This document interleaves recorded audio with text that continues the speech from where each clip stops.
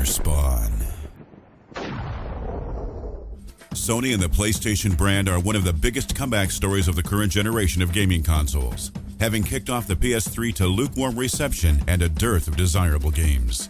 But slowly and with a few missteps along the way, the Japanese technology company was able to rebuild gamers' trust in the sales of its console by providing top-of-the-line services, a steadily increasing library of quality games, and a commitment to righting some of its past wrongs. What the fuck? Today, the PlayStation 3 is thriving, with its unique blend of free internet play and a vast and varied games library helping to carve out its own niche in the home console market. In a long-awaited move, Sony finally announced the existence of the PlayStation 4 on February 20th. The second next-gen console to be officially confirmed after the Wii U. What little we found out about the PS4 already shows that Sony has been trying to learn its lessons from the PS3 launch. While the PlayStation 3 was the top of the line when it hit the market, few developers knew how to take advantage of its unique 7-core processor, and instead opted to develop for the more conventional Xbox platform.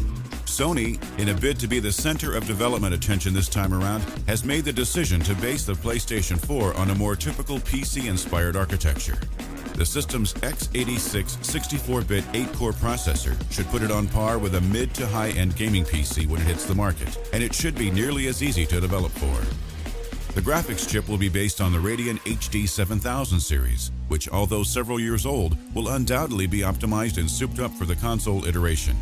8 GB of RAM, USB 3.0 support, a quicker Blu-ray drive, and a gigabit Ethernet port round out the new hardware features. Though Sony's DualShock controller line has remained relatively static through the years so far as looks are concerned, Sony continues to implement incremental improvements with each successive release. When the PS3 hit, the company introduced its 6-axis motion-sensitive technology, and this time around that concept will be expanded and improved upon for the DualShock 4. The DS4 will also integrate a clickable, multi-touch capacitive touchpad on its face, which should be implemented for UI navigation as well as unique in-game features. Finally, the controller will include headphone and microphone support through a single port, a small speaker, a social network-focused share button, and a PS Move-style light bar for precision aiming and selecting. With the DualShock 4, Sony's certainly continuing its streak of throwing everything in the kitchen sink into its flagship products. As consoles continue to mature, it becomes harder and harder for manufacturers to impress gamers with simple, raw power alone. Now, many times the most exciting innovations can be seen in the software realm, and such is the case with the PS4. A revised home screen interface, additional out-of-the-box third-party applications, and a revamped and deepened profile and trophy experience will be available at the PlayStation 4's launch. Though the PlayStation Network started as a bare-bones online store and gameplay matchmaking service near the time of the PS3's launch, it has since been upgraded and expanded to include premium features for Plus subscribers, greatly increased functionality and usability, and a much more comprehensive catalog of games for purchase and download.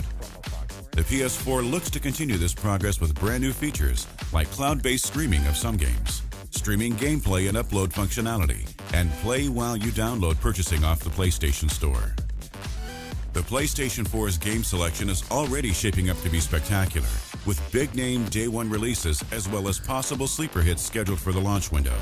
From long-awaited multi-platform titles like Assassin's Creed 4 and Watch Dogs that have been optimized for next-generation technology, to exclusives such as Killzone Shadowfall and Infamous Second Son, Sony is trying to convince gamers that the company is serious about supporting its platform with desirable software right out of the gate. In addition, Sony promises a lower barrier of entry for indie developers, many of whom stick with Windows or Linux PCs due to the ease of self-publishing and the lack of artificial development restrictions.